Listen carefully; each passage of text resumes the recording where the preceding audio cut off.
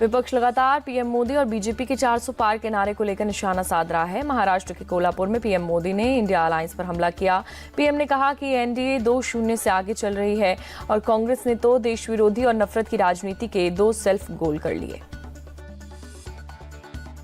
BJP और NDA 2-0 से आगे चल रहे हैं।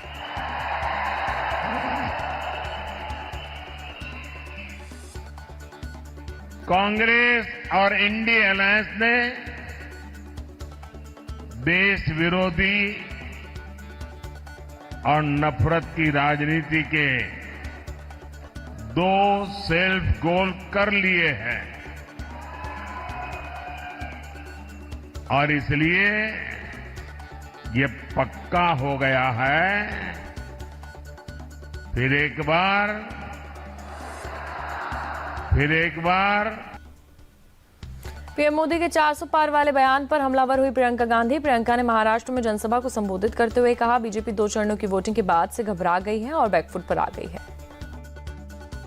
नरेंद्र मोदी जी के मंत्री, उनके सांसद, उनके उम्मीदवार देश भर में घूम के कह रहे हैं कि दे दो हमें 400 सीटें, देखना हम संविधान भी बदल डालेंगे।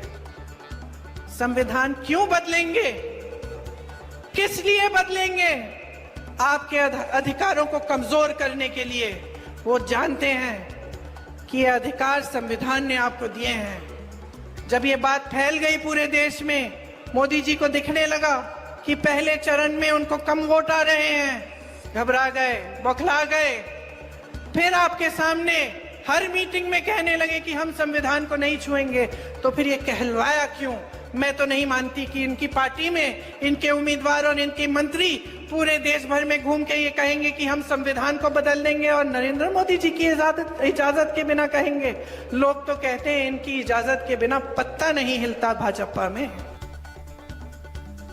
कांग्रेस अध्यक्ष मल्लिकार्जुन खड़गे ने असम के बरपेटा में चुनावी सभा को संबोधित किया। इस दौरान खड़गे ने मोदी सरकार पर जमकर निशाना साधा। उन्होंने कहा कि पीएम और बीजेपी के नेता हमसे पूछते हैं कि 70 साल में क्या किया, लेकिन सच तो ये है कि हमने 55 साल ही शासन किया और तब लोग बहुत कम पढ़े लिखे थे। कांग्रेस ने सबको पढ़ाया, शाह को पढ़ाया और ये लोग अब देश को लूटकर अमीरों को दे रहे हैं और हमसे ये पूछ रहे हैं कि हमने क्या किया। अरे भाई, हम तो 55 साल हुकूमत किए, लेकिन हम हिसाब देंगे क्या लोगों के लिए किया, क्या करना था वो हमने किया। इस देश में पढ़े लिखे लोग बहुत कम थे। कांग्रेस ने ये किया, तुमको पढ़ाया, शाह को पढ़ाया, हाई स्कूल में डाला, कॉलेज में दिखा। अरे तुम तो देश को लूट के अमीरों को दे रहे हैं और हमको पूछ रहे तुम क्या कर रहे। पश्चिम बंगाल के आसनसोल में ममता बनर्जी ने पीएम मोदी पर अटैक किया। ममता ने लोगों से बीजेपी सरकार को हटाकर देश को बचाने की बात कही। साथ ही कहा कि पीएम नरेंद्र मोदी और बीजेपी देश को बेच देंगे, धर्म को बेच देंगे, वो सबको बेच देंगे। बेचने के लिए ही वो लोग आए हैं।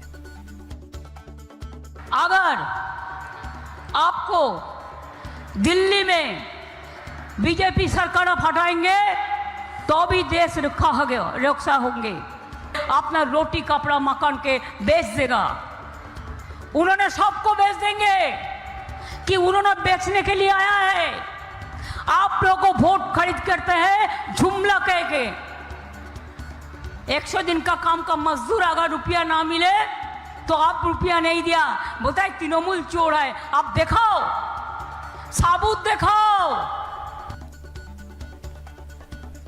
बीजेपी नेता और उत्तर मुंबई से बीजेपी प्रत्याशी पीयूष गोयल ने राहुल गांधी को चैलेंज किया। उन्होंने राहुल को उत्तर मुंबई सीट से लोकसभा चुनाव लड़ने की चुनौती दी। साथ ही राहुल को यह भी सलाह दी कि वो 4 से 5 लोकसभा सीटों से चुनाव लड़े।